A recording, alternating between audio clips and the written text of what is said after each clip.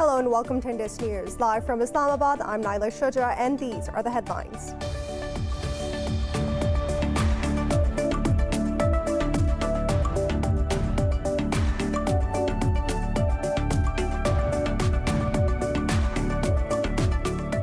United States President Donald Trump has pressured Georgia's top election official to find enough votes to overturn his defeat in the state. Trump told this to a Republican Secretary of State, Brad Raffensperger, in a recording released by the U.S. media. Vice President-elect Kamala Harris called Trump's words the voice of desperation and an abuse of power. Joe Biden won Georgia alongside other swing states, winning 306 Electoral College votes to Trump's 232.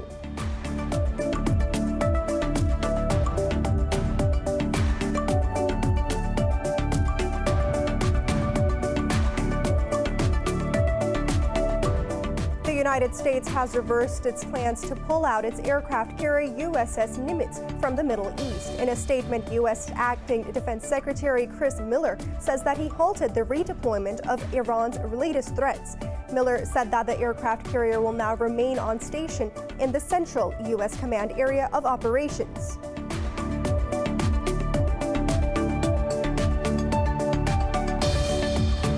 The Indian opposition has urged the government to shed arrogance and repeal the farm laws. The main opposition party, Congress, has also called on the Supreme Court to intervene.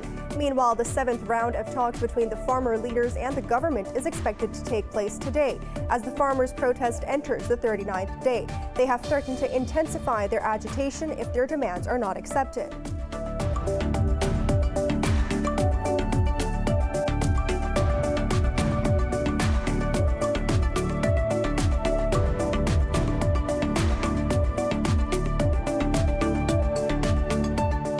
Nine Syrian soldiers have been killed and 8 wounded in an ambush on their convoy on a main highway in the central Syrian desert. Eyewitnesses say the soldiers were attacked near the Wadi al-Azib in the western part of the Syrian desert.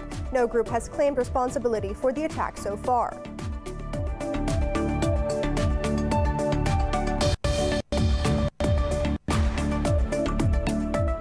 The global number of coronavirus cases has crossed 85 million with more than 1.84 million deaths. Pakistan has confirmed the presence of 2 new cases of the new virus strain as its death toll stands over 10,000. The United States has registered over 351,000 COVID-19 deaths and more than 20.6 million infections so far.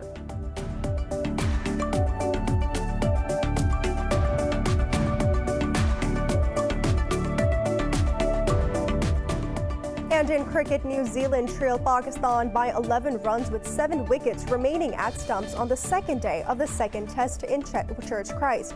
Kane Williamson has scored an unbeaten century, while Henrys Nicholas is on crease with 89 runs. Earlier, the green shirts were bowled out for 297. The Kiwis are leading the second series of 0-1.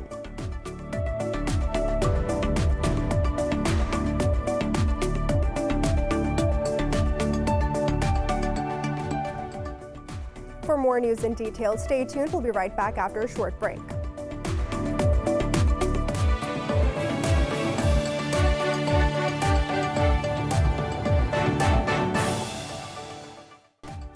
Welcome back.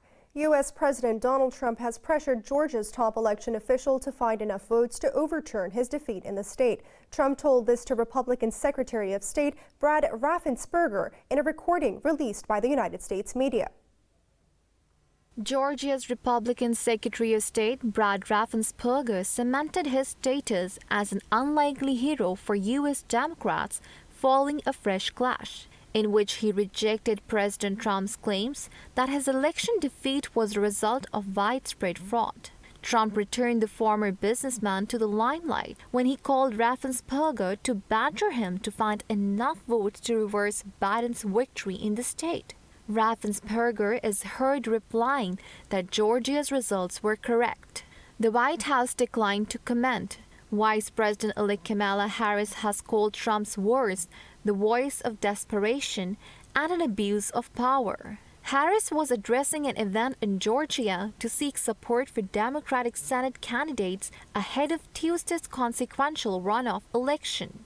Meanwhile, 10 former U.S. Secretaries of Defense have said the military should play no role in President Trump's efforts to block the transfer of power.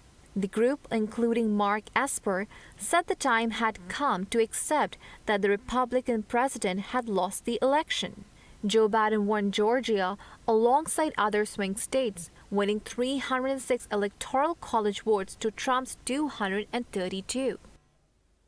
The United States has reversed its plans to pull out its aircraft carrier USS Nimitz from the Middle East. In a statement, U.S. Acting Defense Secretary Chris Miller says that he halted the redeployment over Iran's latest threats. Miller said that the aircraft carrier will now remain stationed in the U.S. Central Command area of operations. He said no one should doubt the resolve of the United States. Earlier, Pentagon announced that the withdrawal of the carrier, reversing last month's plan to keep it deployed in the Persian Gulf. Recently, tensions have spiked in Middle East as Iran repeatedly vowed to avenge the killing of top Iranian General Qasem Soleimani. The Indian opposition has urged the government to shed arrogance and repeal the 3 farm laws. The Congress also called on the Supreme Court to intervene as custodians of the Constitution. Congress President Sonia Gandhi urged the Democratic government to take care of the dead and the protesting farmers. She said that the government seems to be securing profits off a handful of industrialists. Meanwhile, the 7th round of talks between the farmer leaders and the government is expected to take place today. The farmers have been protesting for the last 38 days around Delhi, demanding the repeal of 3 farm laws. Struggling in the bitter cold, farmers plan to hold a tractor march on the 6th of January to the 26th of January if their demands are not accepted.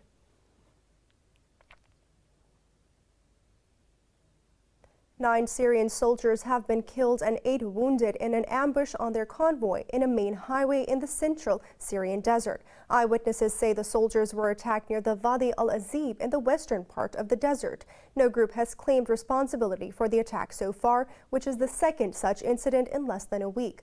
Earlier, ISIS militants ambushed 3 military buses, killing 28 soldiers in eastern Syria. Meanwhile, Syrian media said 6 civilians have been killed in a terror attack in Syria's Al Jazeera region. It also said that several civilians have been kidnapped from the Al-Khasrat area in the Al-Raqqa city. In Niger, the death toll from the terror attacks in 2 western villages has risen to 100. Authorities say the gunmen who attacked civilians arrived around on 100 motorcycles. Prime Minister Brigi Rafini confirmed the toll as he visited the attack site near the border with Mali. However, the officials are yet to identify the perpetrators.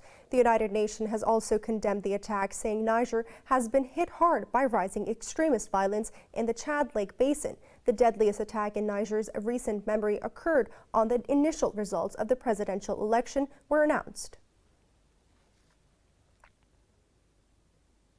The global number of coronavirus cases has crossed 85 million with more than 1.84 million deaths. The United States has registered over 351,000 COVID-19 fatalities and more than 20.6 million infections so far. More on the coronavirus in this report. Hospitals around the world, even in most developed states, are struggling to keep up with surges in COVID-19 hospitalizations. Over in Europe, France has announced to vaccinate 26 million of its people by the summer of this year amid the wide criticism of Paris's lagging rollout program. Germany and Norway are likely to extend the national lockdowns to curb coronavirus infection rates that are still running high. Meanwhile, the UK is set to roll out the biggest immunization program in its history with the initiation of administration of Oxford's vaccine. However, despite the hopes of tens of millions of vaccinations rollout over the next 3 months, Britain is still likely to face even tougher period. What we're doing clearly is grappling with a new variant of the virus, which is surging particularly in London and the southeast, and that's why we've had to take exceptional measures for some parts to close primary schools, keep primary schools closed temporarily. Over in Latin America, the regional number of cases has exceeded over 15.7 million, with the worst caseload registered in Brazil. Meanwhile, U.S. experts also contradict with the President Donald Trump's claims that number of COVID-19 cases and deaths is far exaggerated in U.S. as compared to other countries that report purposely very inaccurately and low. Over in Asia, the vaccination for people in higher infection risks has been in full swing in the Chinese capital of Beijing since the program started on January 1st.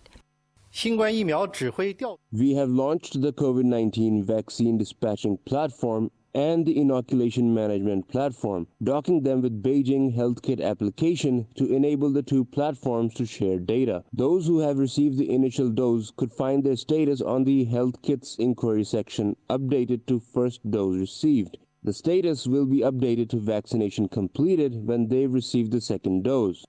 Meanwhile, Japan is considering to declare a state of emergency for capital Tokyo and 3 surrounding prefectures as their cases climb. India's approval of domestically produced COVID-19 vaccine has been facing criticism over lack of required efficacy data. India has reported over 16,000 infections and 214 deaths in the past 24 hours, taking its toll to 149,000. Pakistan has confirmed the presence of new coronavirus variant among 2 individuals who had visited the United Kingdom. In the past 24 hours, 39 people have lost their lives to COVID-19, taking the death toll over 10,350. According to the National Command and Operations Center, all inbound passengers from the United Kingdom are required to be tested for the virus on arrival. The United Kingdom variant virus has also been detected in 31 other countries so far. Meanwhile, health officials reported 1,895 new infections overnight. More than 35,000 active COVID-19 cases have been detected in the country. The health ministry says out of over 488,000 countrywide cases, more than 442,000 people have recovered. China's securities regulators say New York Stock Exchange plans to ban 3 Chinese telecom firms are political. Earlier, the NYSE said that it will delist the companies to bar U.S. investment in 31 firms with alleged ties to the military. In a statement, the regulator said that the delisting completely disregards the rights of investors and market norms. It said that the total market value of these firms is very small and they will handle the impact. Meanwhile, the Chinese telecom said that they had not received any delisting notification. Ties between the United States and China are restrained due to President Donald Trump's hardline stance against Beijing. Azerbaijan and Russia have discussed economic, energy, and agriculture cooperation in 2021. Russian Deputy Prime Minister Alexei Overchuk called on Azeri President Ilham Aliyev in Baku. The Azeri state media reported both leaders expressed confidence that bilateral relations will continue to expand. It said that despite the coronavirus pandemic in 2020, the economic ties of both countries have advanced. It stated that the talks hailed the successful development of friendly relations based on strategic partnership. The Russian Deputy Prime Minister conveyed President Vladimir Putin's greetings to the Azeri president. Sudan, Egypt, and Ethiopia have resumed talks over a dispute over Addis Ababa's huge dam on River Nile after a month. Cape Town says that it called the meeting as chair of the African Union. In a press release, the Ethiopian Foreign Ministry said that it accepted a draft document by the African bloc for talks. The statement added that Sudan also accepted the document while Egypt categorically rejected it. It said most of the outstanding issues were agreed upon, while differences persist on future use of the Nile waters by Ethiopia. Meanwhile, Khartoum says that 3 sides will meet next on January 10th.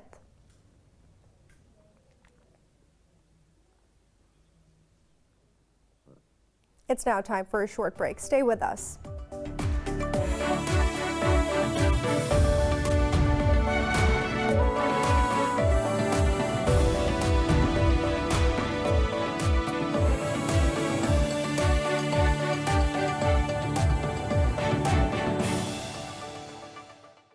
Welcome back. In Peru, a man was rescued from his submerged vehicle as flash floods gripped swaths of Peru. The man was pulled up by rescuers after he was found stranded on the roof of his vehicle, surrounded by flood waters. Flash floods have caused extensive damage across the city of Arequipa. At least 20 properties have been damaged as a result of the intense rain and flash flooding. Local authorities in Arequipa advised residents to be on alert as more rain is expected. In Norway, rescue workers have uncovered a seventh body from a landslide that buried homes in the village near the capital. 3 people are still believed to be missing. Rescuers say that 5 teams are working hard in the depression created by the landslide. During a visit to Ask Village, King Harold V called the disaster absolutely terrible. He said that it was very difficult to put into words. Officials said that at least 1,000 people have been evacuated from the area.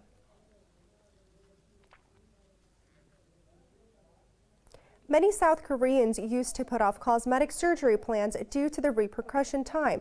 But with COVID-19, the industry has experienced a pickup under the face mask mandate and widespread work-from-home policies. More in this report. A 20-year-old university student in South Korea got cosmetic surgery on her nose in mid-December. She figured it might be the last chance to do it covertly before people start taking off masks as vaccines become more widely distributed. That attitude is fueling demand for cosmetic surgery in South Korea. I thought it would be best to get it done now, before people start taking off their face masks when vaccines become available. There will be bruises and swelling from the surgery, but since we'll all be wearing face masks, I think that should help. Cosmetic surgeons say patients are interested in all parts of the face, those that can easily be hidden under masks such as nose and lips. The owner of a clinic in Gangnam district says many people have spent their emergency stimulus payment from the government at hospitals and clinics, boosting revenue in the 3rd and 4th quarter of 2020. 보복 소비 같은 느낌? I feel like it's a sort of revenge spending. I have sensed that customers were expressing their pent-up emotions from the coronavirus by getting cosmetic procedures. People who used to get one procedure get 2 or 3 kinds of procedures these days. South Korea is a world capital of plastic surgery even during non-pandemic times. According to Gangnam Uni, the country's largest online cosmetic surgery platform, the industry is estimated to be worth about $10 billion in 2020. New Year parties on land are overrated, but 2 South Korean divers are spending some cheer underwater in Seoul. More in this report. South Korea's largest 2,200-ton water tank called the Ocean has a treat for citizens after the onset of 2021. Ditching their gear and dressed in a traditional costume hanbok, 2 divers at the Seoul Aquarium made New Year bows to visitors from underwater.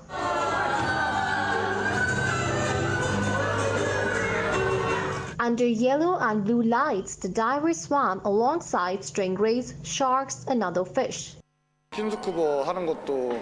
I have never seen scuba divers before, and it was first time to watch them dressed in hanbok. As my family members don't wear hanbok in holidays, it was a new and fun experience. I wish we can get over the coronavirus in 2021. It is the 5th year the Lotte World Aquarium has held such a performance since it opened in mid-October 2014. But this year, along with the Happy New Year banner, the aquarium installs in the water each year, there is another banner saying, "Let's beat the coronavirus wisely." It's unfortunate since the aquarium could have been a place where many people could enjoy themselves together if it was not for the coronavirus. I hope everyone follows the government's measures and overcome the coronavirus as soon as possible.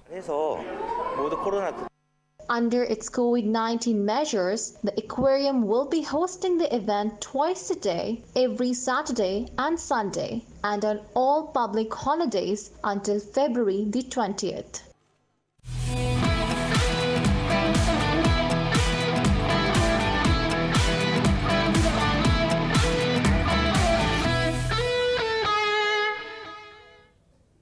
And now sports. In cricket, New Zealand trailed Pakistan by 11 runs with 7 wickets remaining at stumps on the 2nd day of the 2nd test in Christchurch. The Kiwis concluded a day 2 of 286 for 3. Williamson and Nichols are currently unbeaten on 112 and 89 respectively. For Pakistan, Shaheen Afridi, Mohammad Abbas and Fahim Ashraf scalped 1 wicket each. Earlier, the green shirts were bowled out for 297. The Kiwis are leading the 2-match series 0-1. The England cricket team have landed in Sri Lanka for their 2-test tour with strict coronavirus checks in place for their arrival. The 23-man touring party arrived on a chartered flight in the Matala Rajapaksa airport in Hambantota. All team members returned negative for test results upon their arrival and were sprayed with disinfectant by airport staff. England will play 2 tests in Galley, with the first starting on the 14th of January. The group will now isolate in hotel rooms until Tuesday afternoon. The series was scheduled to take place in March last year, but was postponed following the pandemic. In motorsports, defending champion Spain's Carlos Sainz has won the first stage of the Dakar Rally in Saudi Arabia. The 3-time winner covered the 277-kilometer distance between Jeddah and Bisha in 3 hours and 18 minutes. The Spaniard won the final part of the race after suffering an early flat tire. Frenchman Stéphane Peter Hansel came second, while Czech driver Martin Prope ended up third. In the bikes category, Australian Toby Price took first place for the Red Book Team KTM team ahead of runner Kevin Benavides.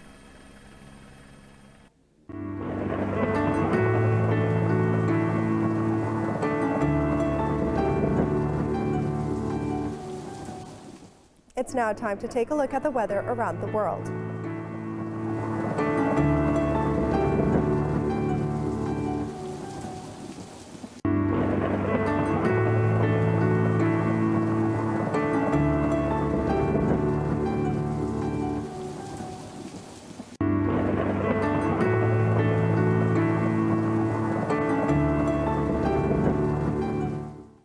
For the latest news updates, you can follow us on our social media at Indus.News.